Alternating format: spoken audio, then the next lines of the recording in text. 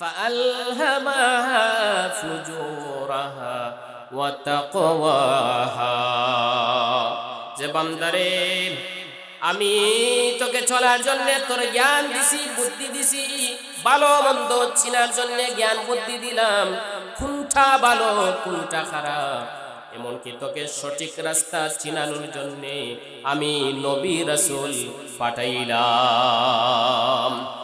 সম্মানিত হাজিরিন ভাইরা আমার, লক্ষ্য করে দেখেন, গভীর মনোযোগ।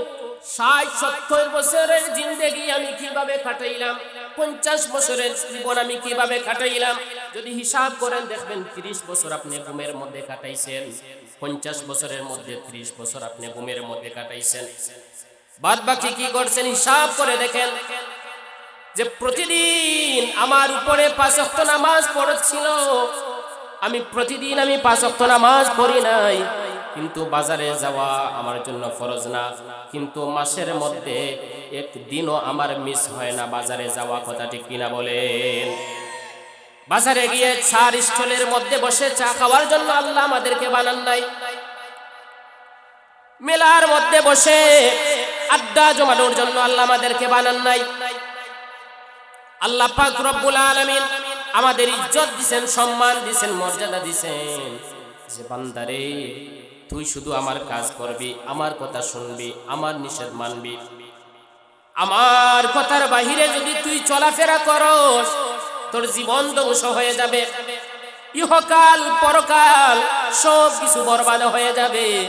বান্দারে তুই যেখানে থাকবি মসজিদে ঢুকে যেইভাবে আমি আল্লাহকে স্মরণ করস, যেইভাবে আমি আল্লাহকে ডাকস, মসজিদ থেকে বের হওয়ার পরে তোর প্রত্যেকটি কাজে, তোর ব্যবসাতে, তুই যখন ক্ষেতের মধ্যে যাবি, যেই জায়গাতে যাবি, মসজিদে যেইভাবে আমি আল্লাহকে স্মরণ করেছিলি, আমি আল্লাহকে বলস নাই, তোর প্রত্যেকটি কাজে প্রত্যেকটি মুহূর্তে তুই আমি আল্লাহকে বলবি না। ভাইরা আমার, ওই আল্লাহর ভয়, দুজখের আগুনের ভয় এবং সুসংবাদ দেওয়ার জন্য আল্লাহ নবী রাসূলগণ পাঠাইলেন। আল্লাহ রাব্বুল আলামিন বলেন, ওয়ামা নুরসিলুল মুরসালিনা ইল্লা মুবাশশিরিনা ওয়া মুনজিরিন। আর জোরে বলি আল্লাহু আকবার। যে আমি রাসূলদেরকে সুসংবাদ দেওয়ার জন্য এবং ভয় প্রদর্শনের জন্য আমি প্রেরণ করেছি, পাঠাইছি। একবার লক্ষ্য করে দেখেন এই জিন্দেগিটা আমরা কোন রাস্তায় কাটাইলাম। একবার যদি ভাবেন যে বাইরে ভাই অনেক মানুষ আছে রাত্রে এশার নামাজ পড়ে খেয়ে দিয়ে ঘুমাইছে, আর সে সকাল দেখতে পারে নাই, দুনিয়ার আলো দেখতে পারে নাই, ঠিক কিনা বলেন? দুনিয়ার আলো সে আর পায় নাই, ঘুমের মধ্যে তার দম চলে গেছে, হায়াত শেষ হয়ে গেছে। আপনি যদি ভাবেন এখন আমি টকবগে যুবক রয়ে গেলাম, আমার সামনে অনেক আনন্দ ফুর্তির সময় রয়েছে, আমি রং তামাশায় সময় কাটাবো, বৃদ্ধ বয়সে আমি তওবা করবো, আল্লাহকে ডাকবো। ভাইরা আমার, যুবক ভাইরা, বুকের মধ্যে হাত দিয়ে বলেন তো আগামীকাল আপনি বাঁচবে কিনা এই গ্যারান্টি আসেনি? আরো জোরে বলেন, আগামীকাল বাঁচবে এই গ্যারান্টি নাই। সুতরাং আমাদের সময় চলে যাচ্ছে, ফুরিয়ে যাচ্ছে, আল্লাহকে ডাকতে হবে, আল্লাহর ইবাদত করতে হবে, হুকুম মানতে হবে। সম্মানিত হাজিরিন, যে আয়াতে কারিমা তেলাওয়াত করেছিলাম, আম্বিয়া আলাইহিমুস সালামের পরে যাদের মর্যাদা আল্লাহ বাড়িয়ে দিলেন, ইজ্জত বাড়িয়ে দিলেন, তাদেরকে বলা হয় সাহাবায়ে কেরাম। নবীর যুগে যারা ঈমানের চক্ষু দ্বারা নবীকে স্বচক্ষু দ্বারা দেখেছেন, ঈমান সহকারে ইন্তেকাল করেছেন, তাদেরকে বলা হয় সাহাবী। আরো জোরে বলি সুবহানাল্লাহ। সম্মানিত হাজিরিন, সাহাবীদের সম্পর্কে কোরআনুল কারীমে অসংখ্য জায়গায় আল্লাহ আলোচনা করেছেন, তাদের মর্যাদার কথা তুলে ধরেছেন। আল্লাহ রাব্বুল আলামিন বলেন, ওয়াস-সাবিকুনাল আউয়ালুন, মুহাজির এবং আনসার সাহাবীদের মধ্যে যারা প্রথম সারি, প্রথম অগ্রগামী দল মিনাল মুহাজিরিন ওয়াল আনসার ওয়াল্লাযীনা ইত্তাবাউহুম বিইহসানির রাদিয়াল্লাহু আনহুম ওয়া রাদু আন, এবং তাদেরকে যারা নিষ্ঠার সাথে অনুসরণ করেছে, অনুকরণ করেছে, তাদেরকে যারা মেনে চলেছে, রাদিয়াল্লাহু আনহুম ওয়া রাদু আন, আল্লাহ তাদের প্রতি সন্তুষ্ট এবং তারাও আল্লাহর প্রতি সন্তুষ্ট। জুরে বলি সুবহানাল্লাহ। সাহাবীদের ব্যাপারে স্বয়ং আল্লাহ সার্টিফিকেট দিয়েছেন যে আমি সাহাবীদের উপরে খুশি, রাজি, সন্তুষ্ট এবং তারাও আল্লাহর প্রতি খুশি। আর জুরে বলি ওয়া'আদ্দা লাহুম জান্নাতিন তাজরি তাহতাহাল আনহার, আমি তাদের জন্য প্রস্তুত করে রেখেছি জান্নাত, তার তল দেশের মধ্যে, খালিদিনা ফিহা আবাদা, আমি তাদের জন্য প্রস্তুত করে রেখেছি জান্নাত যার তল দেশের মধ্যে নহর প্রবাহিত হইতেছে। যালিকাল ফাউজুল আযীম, এটা হচ্ছে মহা সফলতা। সুবহানাল্লাহ। সাহাবীদের ব্যাপারে স্বয়ং আল্লাহ সার্টিফিকেট দিয়েছেন, আল্লাহ সার্টিফিকেট দিয়েছেন। সেখানে সাহাবীদের দুষ্টুতি আপনি কিভাবে খুঁজেন ভাই? যারা সাহাবায়ে কেরামদের দুষ্টুতি খোঁজ নিয়ে দেখবেন তার ফ্যামিলির মধ্যে ঝামেলা, তার মধ্যে ঝামেলা আছে, ওই ব্যক্তি রাসূল বিদ্বেষী, সাহাবায়ে কেরাম বিদ্বেষী, যার জন্য সাহাবায়ে কেরামদের ভুল ত্রুটি বর্ণনা করে। কথা ঠিক কিনা বলেন? সাহাবীদেরকে গালি দেওয়া যাবে না। স্বয়ং রাসূলুল্লাহ বলেছেন লা তাসুব্বু আসহাবি, যে তোমরা আমার সাহাবায়ে কেরামদেরকে গালি দিও না। তোমরা যদি আল্লাহর রাস্তায় উহুদ পাহাড় সম পরিমাণ স্বর্ণ যদি তোমরা দান করো, তবে সাহাবায়ে কেরামদের সুয়াসের জব আল্লাহর রাস্তায় দান করার সমান হবে না। সুবহানাল্লাহ। হ্যাঁ, সাহাবায়ে কেরামদের মর্যাদা। রাসূলুল্লাহ বলেন খায়রু উম্মতি করনি সুম্মা আল্লাযীনা ইয়ালুনাহুম সুম্মা আল্লাযীনা ইয়ালুনাহুম, যে সর্বোত্তম মানুষ হচ্ছে আমার যুগের মানুষ এবং তার পরবর্তী যুগের মানুষ এবং তার পরবর্তী যুগের মানুষ। ওরে বলি সুবহানাল্লাহ। লা নাযকুরু আসহাবি ফালাউ আন্না আহাদাকুম, সাহাবায়ে কেরামদের মর্যাদা রাসূলুল্লাহ বলেন আকরিমু আসহাবি ফাইন্নাহুম খিয়ারুকুম, তোমরা আমার সাহাবীদেরকে সম্মান করো, কেননা তোমাদের মধ্যে সর্বোত্তম হচ্ছেন আমার সাহাবায়ে কেরাম। সুবহানাল্লাহ। সর্বোত্তম উম্মতে মুহাম্মাদের মধ্যে নবীজির যুগের উম্মতরা হচ্ছেন সর্বশ্রেষ্ঠ এবং সব উম্মতে মুহাম্মাদের মধ্যে সর্বশ্রেষ্ঠ উম্মত হচ্ছেন হযরতে আবু বকর সিদ্দিক। আর জোরে বলি সুবহানাল্লাহ। এর জন্য সাহাবায়ে কেরামদের দুষ্টুটি বর্ণনা করা যাবে না। ইমাম আজম আবু হানিফা রাহমাতুল্লাহি আলাইহি ফিকহুল আকবরের মধ্যে তিনি বলেন লা নাযকুরু আসহাবি, লা নাযকুরু মিন আসহাবি রাসূলিল্লাহি ইল্লা বিখাইর, যে আমরা সাহাবায়ে কেরামদের ভালো ছাড়া মন্দ কোনো আলোচনা করি না। সুবহানাল্লাহ। আমরা সাহাবী নবীদের সাহাবীদের ভালো ছাড়া মন্দ কোনো আলোচনা করে না। কে বললেন? ইমাম আজম আবু হানিফা। ইমাম আজম আবু হানিফা কে জানেন? ইমাম আজম আবু হানিফা তিনি রাস্তা দিয়ে হেঁটে যাচ্ছেন, এক মহিলা দেখে বলল হাজা আবু হানিফাতাল্লাযী ইউসাল্লিল ফাজর বিয়াবুইল আতামা, ওই দেখো ইমাম আজম আবু হানিফা যাচ্ছেন যিনি এশার নামাজের ওযু দিয়ে ফজরের নামাজ আদায় করেন। আর জোরে বলি ইমাম আজম আবু হানিফা কেমন লোক ছিলেন? রোম থেকে এক খ্রিস্টান চলে এসেছে, নিজেকে জ্ঞানী ভাবে। আসার পরে ওই দেশের বাদশাকে প্রশ্ন করল যে আমার কাছে 3টি প্রশ্ন আছে, ওই 3টি প্রশ্নের জবাব তোমার যে এরিয়া আছে, মহল্লা আছে, তোমার যে দেশ আছে, ওই দেশের কেউ তার জবাব দিতে পারবে না। ওই বাদশা উনার দেশের সব আলিমদেরকে ডাকলেন, একত্রিত করলেন, মজলিস তৈরি করলেন। ওই মজলিসের মধ্যে শত শত আলিম, এমনকি হযরত ইমাম আযম আবু হানিফা তিনিও আছেন। ওই মহাজ্ঞানী সে চেয়ারের মধ্যে বসেছে, এইভাবে আপনারা যেভাবে বসে আছেন হযরত ইমাম আযম আবু হানিফা তিনিও বসে আছেন, শত শত আলিম উলামাগণ বসে আছেন। ওই চেয়ার থেকে তিনি তিনটি প্রশ্ন করবেন, তিনটি প্রশ্নের জবাব দিতে হবে। প্রথম লম্বার প্রশ্ন হচ্ছে যে আমার প্রথম লম্বার প্রশ্ন হচ্ছে যে খুদার আগে আর কি ছিল? নাউজুবিল্লাহ বলবেন না? তার তিনটি প্রশ্ন। প্রথম লম্বার প্রশ্ন হচ্ছে যে খুদার আগে কি ছিল? নাউজুবিল্লাহ বলবেন না? যা বলেন তো, খুদার আগে কোনো কিছু ছিল? দুই নম্বর প্রশ্ন হচ্ছে যে আল্লাহ এখন কোন দিকে তাকিয়ে আছেন? নাউজুবিল্লাহ বলবেন না? তিন নম্বর প্রশ্ন হচ্ছে যে আল্লাহ এখন কি করেছেন? এই তিনটি প্রশ্নের জবাব দিতে হবে।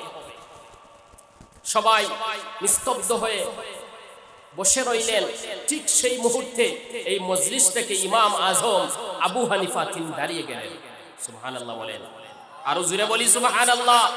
ইমাম আযম আবু হানিফা তিনি দাঁড়িয়ে বললেন যে আপনার তিনটি প্রশ্নের জবাব আমি আবু হানিফা দিয়ে দিব, তবে আমার শর্ত হচ্ছে আপনি যেই চেয়ারে বসে স্টেজে বসে প্রশ্ন করেছেন, আমি ওই চেয়ারে বসে তিনটি প্রশ্নের জবাব দিতে হবে। সুবহানাল্লাহ বলবেন না? আমার কথা কি বোঝা যায়? কথা কি বোঝা যায়? যদি কথা বুঝে যায় আমার দিকে লক্ষ্য করেন। তিনটি প্রশ্নের জবাব আমি তোমার চেয়ার থেকে দিব, তুমি চলে আসো। ওই মহাজ্ঞানী ওই চেয়ার থেকে নেমে তিনি মজলিসের মধ্যে চলে গেলেন।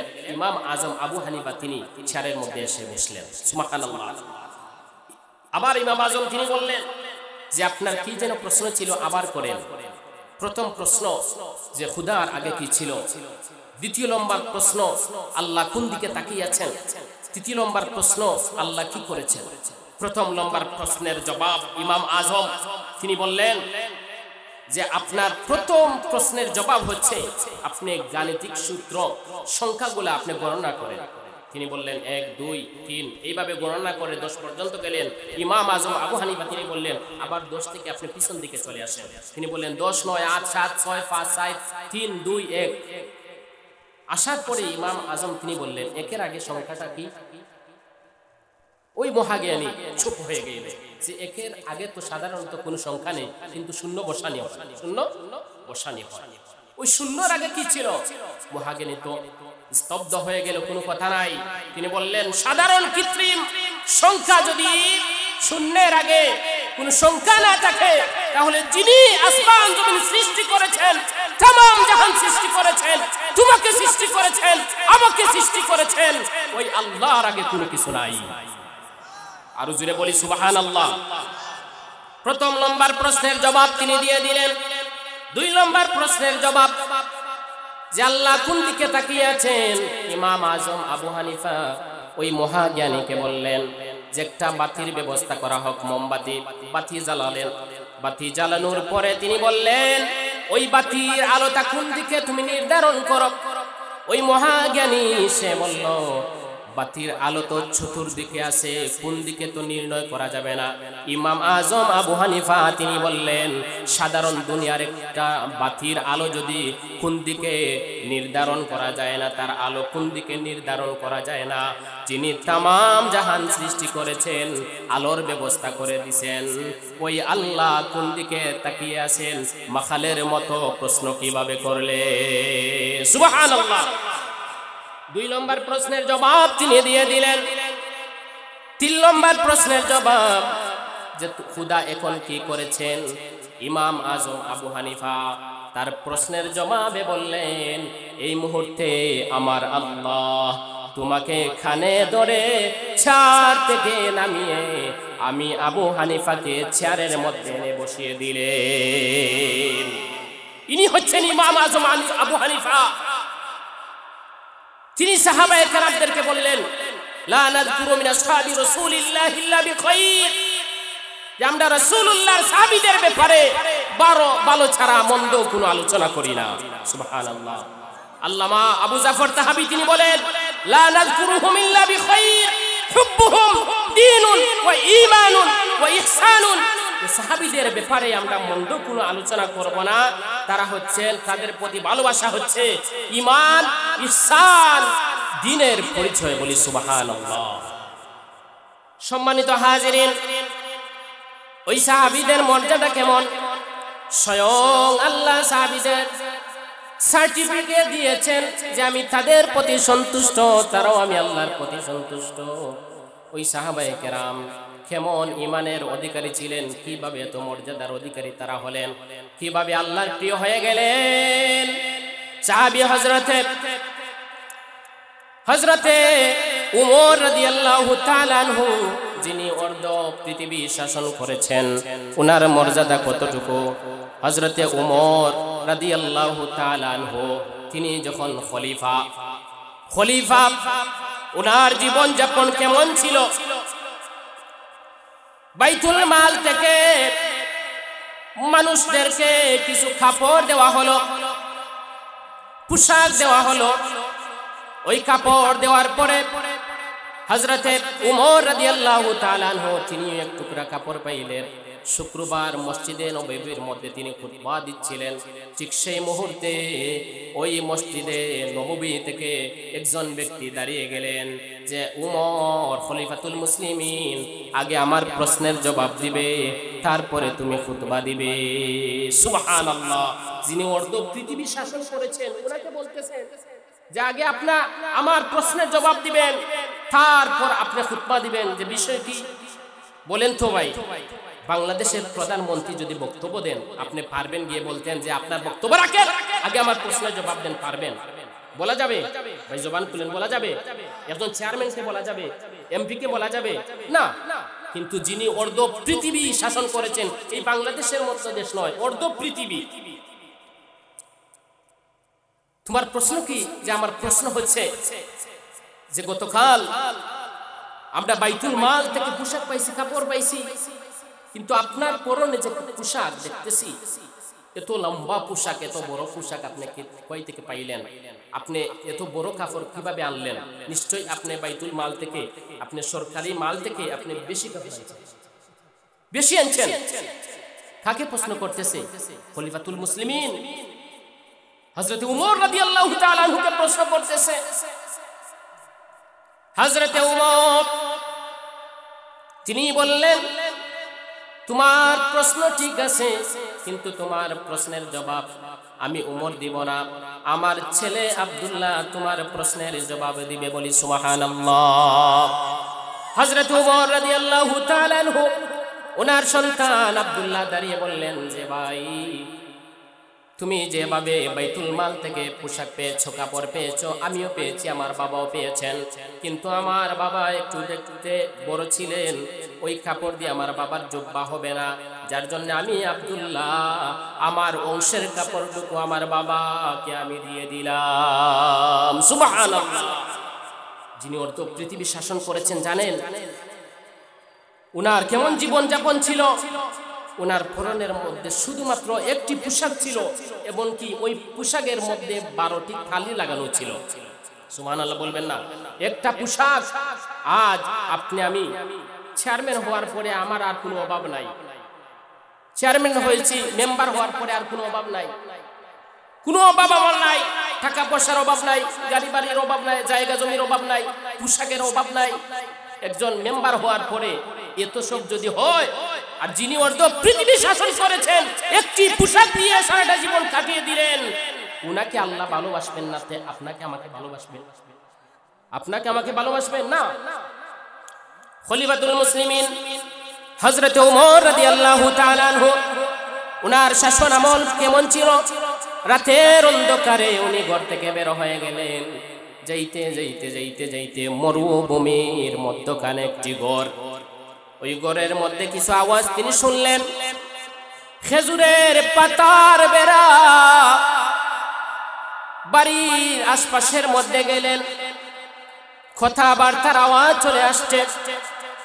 তিনি শুনতে পেলেন যে ওই ঘরের মধ্যে ছোট ছোট বাচ্চারা কান্না করতেছে আর মাকে বলতেছে, মা আমাদের পেটের মধ্যে খুব খিদা লেগেছে, খাবার কি হয়েছে, যদি খাবার হয় আমাদেরকে তাড়াতাড়ি খাবার দেন। তাদের মা বলল যে প্রাণের সন্তানরা কিছু সময় অপেক্ষা করো, কিছু সময় পরে খাবার তৈরি হইতেছে, তোমাদেরকে খাবার দিতেছি। হযরত ওমর তিনি দাঁড়িয়ে রইলেন। কিছু সময় যাওয়ার পরে আবারও বাচ্চারা কান্না শুরু করে দিল। মাকে বলল, মা এখনো কি খাবার হয় নাই? মা বললেন, আরো কিছু সময় অপেক্ষা করো। হযরত ওমর তিনি আশ্চর্য হয়ে গেলেন যে কি হলো, এই অবস্থা কি হলো। হযরত ওমর তিনি লক্ষ্য করে দেখলেন আর ওই ঘরের খেজুরের পাতার বেড়া তিনি একটু সরিয়ে লক্ষ্য করে দেখলেন যে ওই ঘরের ভিতরে ওই মা চুলার মধ্যে ডেকসি দিয়া, ওই ডেকসির মধ্যে ওই বাটির মধ্যে মরুভূমির বালু এবং পাথর দিয়ে তিনি লালারানি করতেছেন। ওই বাটির মধ্যে তিনি লাড়তেছেন আর সন্তানদেরকে সান্ত্বনা দিতেছেন। তিনি আশ্চর্য হয়ে গেলেন, উনার চোখ দিয়ে পানি জড়জড়িয়ে পড়তেছে যে মা বলতেছে খাবার আছে কিন্তু খাবার তো নাই। উমর তিনি একটি দৌড় দিলেন, বাইতুল মালের গুদামের কাছে চলে গেলেন। গুদামের মধ্যে যাওয়ার পরে ওই গুদাম থেকে আটার বস্তা তিনি নিজের কাঁধের মধ্যে নিয়ে ওই মহিলার ঘরের মধ্যে হাজির হয়ে গেলেন। তিনি যখন গুদামের মধ্যে গেলেন, আটার বস্তা যখন ওনার কাঁধের মধ্যে উঠাইলেন, ওই গুদামের দারোয়ান সে বলল যে খলিফাতুল মুসলিমিন, এত রাত্রিতে, গভীর রাত্রিতে আপনি আটার বস্তা নিজের কাঁধের মধ্যে কেন নিতেছেন? কোথায় নিতেছেন আমাকে বলেন, আমার কাঁধের মধ্যে দেন, আমি নিয়ে যাই। হযরত ওমর তিনি বললেন যে আমার কাঁধের বোঝা, গুনার বোঝা তো তুমি নিবা না, আমি খলিফাতুল মুসলিমিন, আমার দেশের মধ্যে একজন মহিলা না খেয়ে বসে রয়েছে, আমি ওমর জানি না আমি আল্লাহর দরবারে কি জবাব দিব। হযরত ওমর তিনি চলে গেলেন ওই মহিলার বাড়ির মধ্যে। যাওয়ার পরে বাহির থেকে ডাক দিলেন, ঘর থেকে আওয়াজ আসলো খেয়ে। হযরত ওমর তিনি নিজের পরিচয় দিলেন না, যে বললেন আমি একজন লোক, আপনি দরজা খুলেন, আপনার জন্য কিছু খাবার নিয়ে এসেছি, আপনার জন্য কিছু খাবার নিয়ে এসেছি। তিনি বললেন আমার ঘরের মধ্যে কোনো পুরুষ লোক নেই, আমি দরজা খুলতে পারবো না। তিনি বললেন আপনার জান মালের দায়িত্ব আমার, আপনি দরজা খুলেন। দরজা খোলার পরে খলিফাতুল মুসলিমিন ওমর তিনি আটার বস্তা দিলেন, যে মা আমি তোমার জন্য আটার বস্তা নিয়ে এসেছি, আমি সরকারি মাল থেকে তোমার জন্য খাবার নিয়ে এসেছি, তুমি ওইগুলা রাখো। ওই মহিলা বললেন যে আমি শুনেছি হযরতে ওমর তিনি হচ্ছেন খলিফা, ওই খলিফা আমার কোনো খোঁজ খবর কোনোদিন নিলেন না। আমার স্বামী 3 মাস আগে যুদ্ধের ময়দানে গিয়ে তিনি শহীদ হয়েছেন, 3 মাস পর্যন্ত আমরা অনাহারে মরতেছি, আমাদের ঘরের মধ্যে কোনো খাবার নাই, সন্তানদেরকে খাবার দিতে পারতেছি না, অনেক কষ্ট আমাদের জীবন যাপন চলতেছে।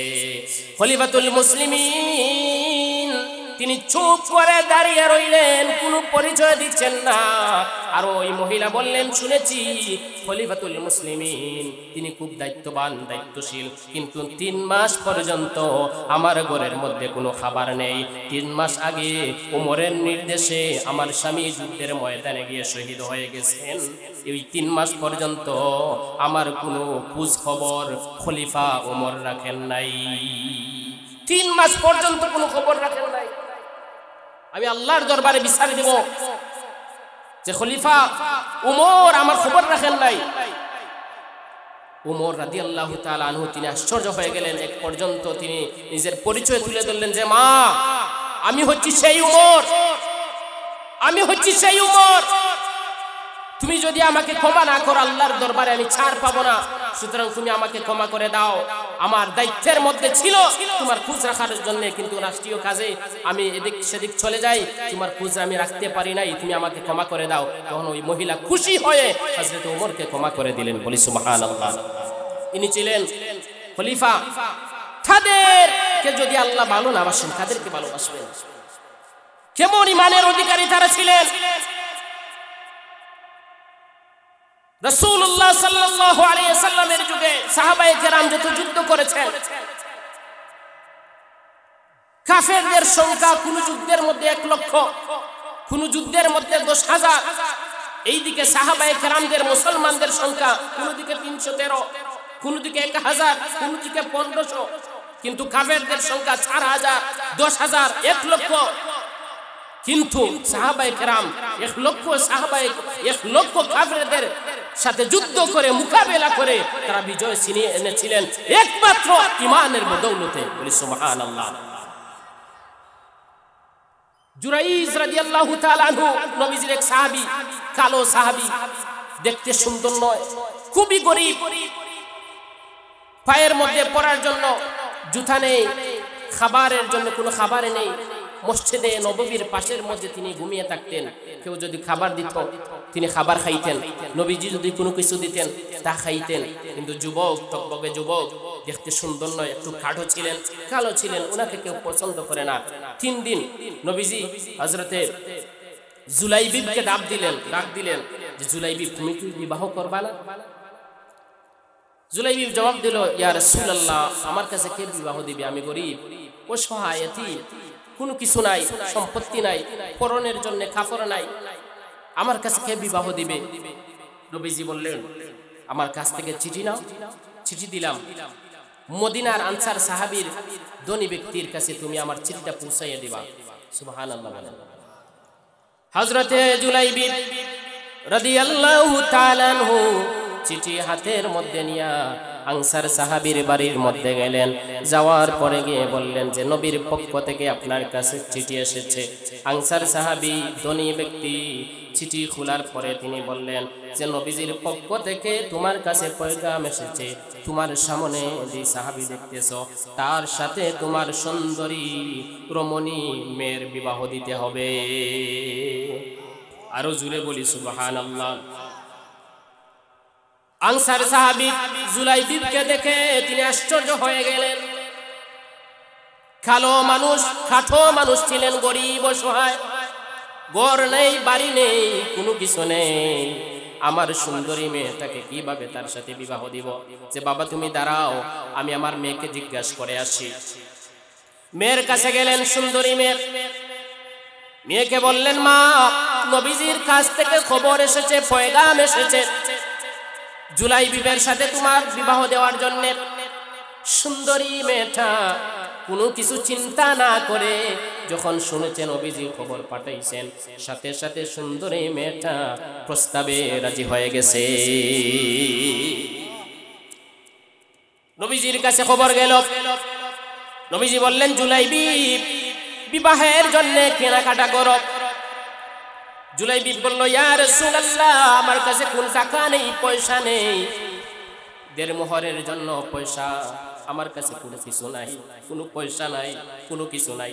অন্যান্য সাহাবায়ে কেরাম সহযোগিতা করলেন, সাহায্য করলেন। ওই জুলাইবিব নবীজির প্রেমে পাগল হয়ে তিনি ঈমান আনার পরে দেখেন নবীজির প্রতি কত মহব্বত। ওই জুলাইবিব পয়সা নিয়ে বাজারের মধ্যে গেলেন। বাজারের মধ্যে যাওয়ার পরে তিনি বিবাহের জন্য কেনাকাটা করতেছেন। ঠিক সেই মুহূর্তে ওনার কানের মধ্যে চলে এসেছে, হাইয়া আলাল জিহাদ, হাইয়া আলাল জিহাদ। জিহাদের জন্য প্রস্তুতি নাও, জিহাদ শুরু হয়ে গেছে, যুদ্ধ শুরু হয়ে গেছে। জুলাইবিব ওই পয়গাম যখন ওনার কানের মধ্যে চলে এসেছে, সাথে সাথে কোনো দ্বিধা দ্বন্দ্ব না করে সাথে সাথে বিবাহের পয়সা দিয়ে তিনি বিবাহের কেনাকাটা না করে তরবারি কিনলেন, লাঠি কিনলেন এবং ঘোড়া কিনে তিনি যুদ্ধের ময়দানে চলে গেলেন। ওইদিকে উনার বিবাহ,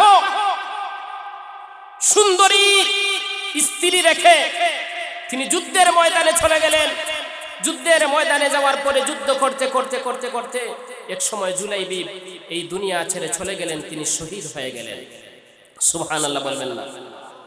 ওই জুলাইবিব তিনি শহীদ হয়ে গেলেন। নবীজির কানের মধ্যে খবর এসেছে।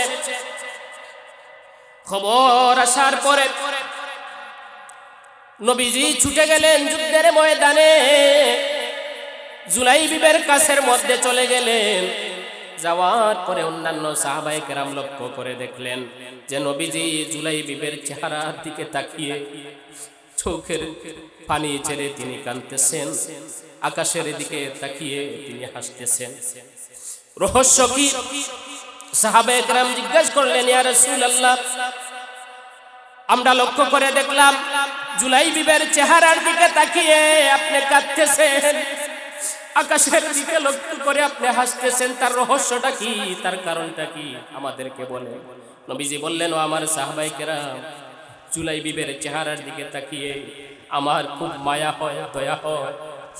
আগামীকাল তার বিবাহ, এত সুন্দর স্ত্রী রেখে সে যুদ্ধের ময়দানে চলে এসেছে, শাহাদত বরণ করেছে, শহীদ হয়ে গেছে। আমার খুব মায়া হয়। আমার যত সাহাবী ছিলেন সবচাইতে গরিব সাহাবী ছিলেন, খাবার ছিল না, পরনের জন্য কোনো পোশাক ছিল না। মসজিদে নববীর পাশের মধ্যে তিনি ঘুমিয়ে যেতেন। আমি আকাশের দিকে লক্ষ্য করে হাসতেছি, তার একমাত্র কারণ হচ্ছে আমি যে দেখি জান্নাতের হুররা জুলাইবিবকে নেওয়ার জন্য তারা আকাশের মধ্যে উড়াউড়ি করতেছে। এরাই হচ্ছেন সাহাবায়ে কেরাম। নিজের জীবনের মায়া ত্যাগ করেছেন, সন্তানের মায়া ত্যাগ করেছেন, স্ত্রীর মায়া ত্যাগ করেছেন, সব কিছু ত্যাগ করে নবীজির কদম মোবারকে নিজের জান মাল সব কিছু উজাড় করে দিয়েছেন। এরাই হচ্ছেন সাহাবায়ে কেরাম। সামনের মধ্যে লক্ষ কাফের থাকলেও নবীজির মহব্বতে আল্লাহর দ্বীন কায়েম করার জন্য তারা যুদ্ধের ময়দানে নিজের জীবন দিয়ে দিয়েছেন, কিন্তু তোয়াক্কাও করেন নাই। নিজের জীবনের জান মালের সব মায়া ত্যাগ করে নবীর মহব্বতের জন্য জীবন তারা দিয়ে দিয়েছেন। এরাই হচ্ছেন সাহাবায়ে কেরাম। সম্মানিত হাজিরিন,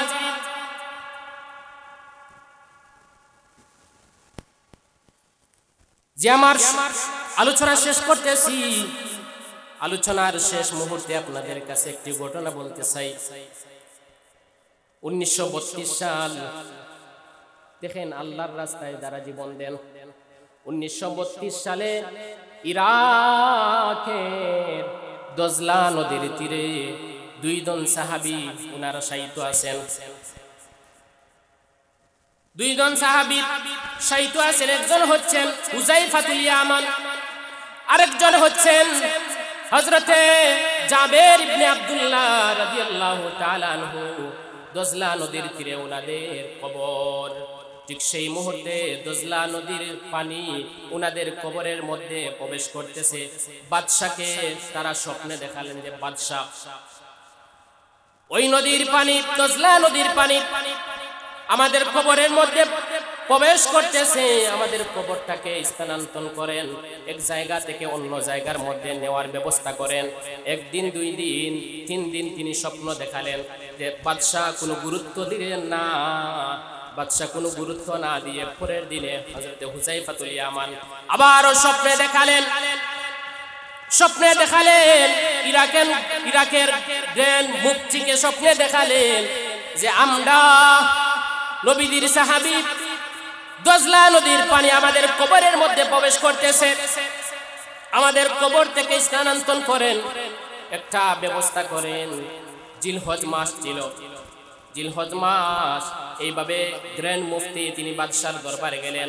বাদশার দরবারে যাওয়ার পরে গিয়ে বললেন যে আমি স্বপ্নে দেখেছি দজলা নদীর পারে দুইজন সাহাবায়ে কেরাম, হযরত হুযায়ফাতুল ইয়ামান, আরেকজন হচ্ছেন হযরত জাবের ইবনে আব্দুল্লাহ, তাদের কবরের মধ্যে পানি প্রবেশ করতেছে। বাদশাকে এই কথা বলার সাথে সাথে বাদশা তিনি আশ্চর্য হয়ে গেলেন। বললেন আমি তো 3 দিন স্বপ্নে দেখেছি, কিন্তু রাষ্ট্রীয় কাজে আমি তার গুরুত্ব দেই নাই। কি করা যায়? কবর খনন করা হোক, স্থানান্তর করা হবে।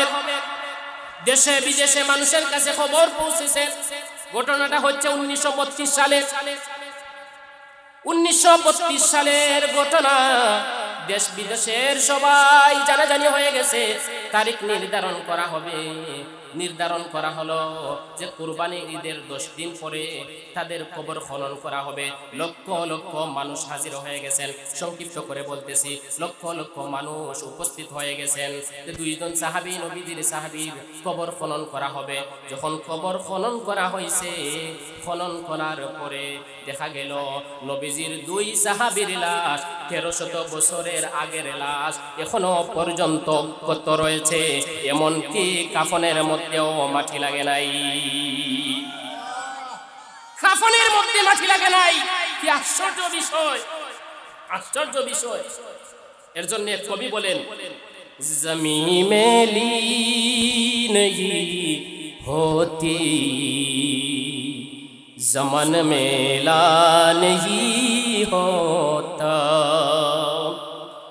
जमी मेली नहीं होती, जमन मेला नहीं होता, मोहम्मद के गुलामों का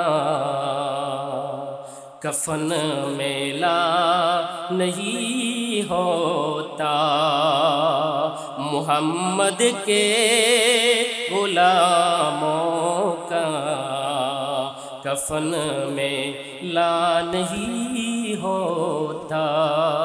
কবি বলেন যে জায়গা জমিন সময় কিছু ময়লা হয় না, কিন্তু মুহাম্মদ সাল্লাল্লাহু আলাইহি সাল্লামের খাঁটি উম্মত হতে পারলে আশিক হতে পারলে, খাঁটি গোলাম হতে পারলে তাদের কাফনেও মাটি লাগবে না, ময়লা লাগবে না। আর জোরে বলি সুবহানাল্লাহ। ওই 2 সাহাবীর লাশ স্থানান্তর করা হবে, সালমান পার্কের মধ্যে স্থানান্তর করা হলো, সেখানের মধ্যে কবর দেওয়া হবে। একজন জার্মান চক্ষু বিশেষজ্ঞ, তিনি ছিলেন খ্রিস্টান। তিনি সাহাবায়ে কেরামদের চক্ষু দিকে তাকিয়ে তিনি দেখলেন উনাদের চক্ষু দিকে এক প্রকার আলো প্রবাহিত হইতেছে, উনাদের চক্ষু দিকে তাকানো যাচ্ছে না। ঠিক সেই মুহূর্তে এই জার্মান বিশেষজ্ঞ, চক্ষু বিশেষজ্ঞ ডাক্তার, তিনি সাথে সাথে কালিমা পড়ে মুসলমান হয়ে গেলেন। সেখানের মধ্যে লক্ষ লক্ষ মানুষ এই আশ্চর্য ঘটনা দেখে, সাহাবায়ে কেরামদের বুজুর্গি দেখে তারা সেখানের মধ্যে কালিমা পড়ে মুসলমান হয়ে গেলেন। সুবহানাল্লাহ। 1300 বছর পরে যদি যাদের দেহ জ্বলে না, পচে না, কাফনের মধ্যে ময়লা লাগে না, ওই সাহাবাদের ঈমান আর আমাদের ঈমান কি এক পাল্লার মধ্যে মাপা যাবে? আর জুলে বলেন মাপা যাবে? তাদের সমালোচনা করা যাবে? তাদের আকাশচুম্বী মর্যাদার বিরুদ্ধে যারা অবস্থান নিয়েছে, দুষ্টুটি বর্ণনা করতে চায়, সাহাবায়ে কেরামদের দুষ্টুটি বর্ণনা করে রাসূলুল্লাহ সাল্লাল্লাহু আলাইহি সাল্লামের উপরে তুহমত দেয়, এরা নিঃসন্দেহে রাসূল বিদ্বেষী, ঈমান বিদ্বেষী, ইসলাম বিদ্বেষী, মুনাফিক ছাড়া, ইহুদিদের দালাল ছাড়া আর কিছু হতে পারে না।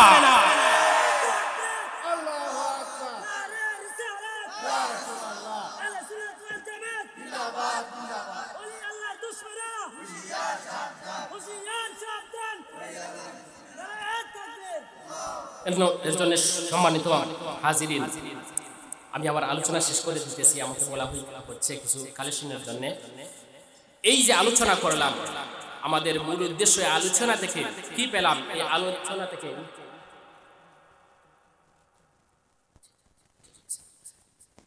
সাহাবায়ে কেরামদের শানে বেয়াদবি করা যাবে না, তাদের ভুল ত্রুটি বর্ণনা করা যাবে না, দোষ খুঁজা যাবে না। এমনকি রাসূলুল্লাহ সাল্লাল্লাহু আলাইহি সাল্লামের আকাশচুম্বী মর্যাদা, যেই মর্যাদার যারা তুচ্ছ তাচ্ছিল্য করে, নবীজির কথা বর্ণনা করে, এমনকি নবীজির দুরূদ শরীফ নিয়ে ব্যঙ্গ করে, যারা ব্যঙ্গ করে দুরূদ শরীফ পাঠ করে। আজকে একটি ভিডিও দেখলাম, যে ভিডিওর মধ্যে দেখতেছি নবীজির দুরূদ নিয়ে হাসি ঠাট্টা করতেছে, বিদ্রূপ করতেছে। নাউজুবিল্লাহ বলবেন না।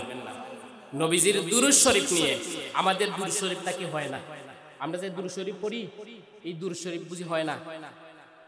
তারা এই দুরূদ শরীফকে নিয়ে ব্যঙ্গ করতেছে। ভিডিওটি আছে নেটের মধ্যে, দুরূদ শরীফ নিয়ে ব্যঙ্গ করতেছে। অথচ নবীজির প্রতি দুরূদ শরীফ, নবীজি বলেন, মান সাল্লা আলাইয়া ফি ইয়াউমিন মিআতা মাররাতিন কাদাল্লাহু লাহু মিআতা হাজা 70 মিনহা লিআখিরাতিহি ওয়া 30 মিনহা লিদুনিয়া। যে ব্যক্তি প্রতিদিন 100 বার দুরূদ শরীফ পড়বে, আল্লাহ তার 100টি হাজত পূর্ণ করে দিবেন। আর জোরে বলি 70 মিনহা লিআখিরাতিহি ওয়া 30 মিনহা লিদুনিয়া। আখিরাতের মধ্যে 70টি আর 30টি দুনিয়ার মধ্যে। সুবহানাল্লাহ। এর জন্য নবীজির প্রতি আমরা দুরূদ শরীফ পাঠ করব, বলি ইনশাআল্লাহ। আরো জোরে বলি ইনশাআল্লাহ। দুরূদ শরীফ পড়ি, আল্লাহুম্মা সাল্লি আলা সাইয়্যিদিনা মাওলানা মুহাম্মদ ওয়া আলা আলি সাইয়্যিদিনা মাওলানা। আমার পাগল মন ওই মদিনার প্রেমে পড়েছে। বলবো বলবো সবাই আমার সাথে বলবেন তো? আমার পাগল মন ওই মদিনার প্রেমে পড়েছে। আমার পাগল মন ওই মদিনার, আমার পাগল মন ওই মদিনার, ওই মদিনা এমনকে, ওই মদিনা এমনকে পাগল করেছে। আমার পাগল মন ওই মদিনার প্রেমে পড়েছে। আমার পাগল মন প্রেমে পড়েছে। আমার পাগল মন জানি না ওই মদিনা কি আছে মধু, মদিনা মদিনা আমায় করেছে জাদু। জানি না ওই মদিনায় কি আছে মধু, মদিনা মদিনা আমায় করেছে জাদু। तमाम जहान नबीर प्रेमे, तमाम जहान नबीर प्रेमे पागल होयेछे। आमार पागल मन ओई मदीनार प्रेमे पड़ेछे। आमार पागल मन प्रेमे पड़ेछे। ओई मदीनाय मनके, ओई मदीनाय मनके पागल करेछे। आमार पागल मन ओई मदीनार प्रेमे पड़ेछे। आमार पागल मन ओई मदीनार प्रेमे पड़ेछे।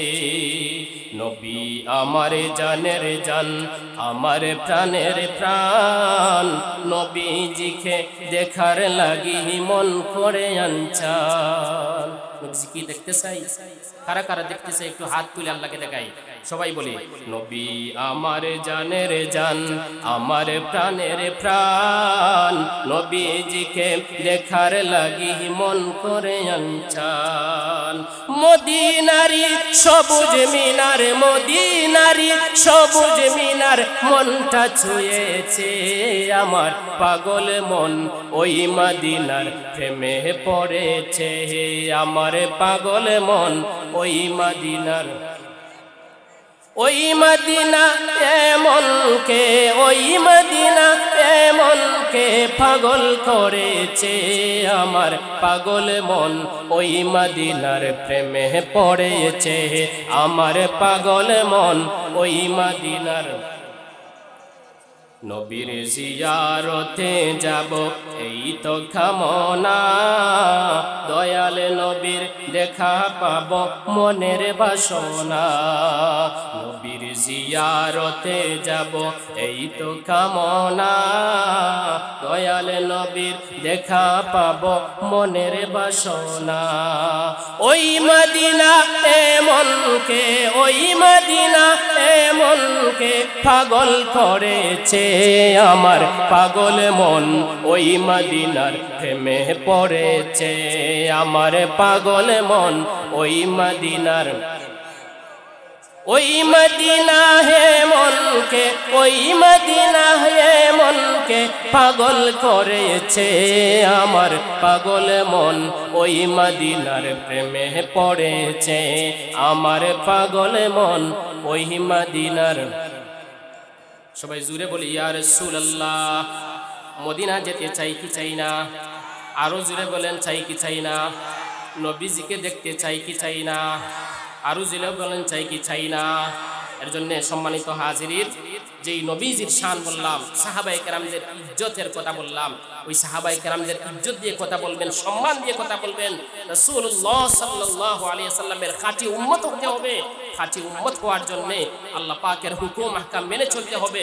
নবীজির রেখে যাওয়া সুন্নাত তরিকা, এই তরিকায় চলতে হবে, নবীজির সুন্নাত মেনে চলতে হবে। আজকের এই মাহফিল যারা আয়োজন করেছেন আমার কিশোর ভাইয়েরা, বিশেষ করে জনাব আনিস মাহমুদ ভাই এবং রেজাউল করিম রেজা,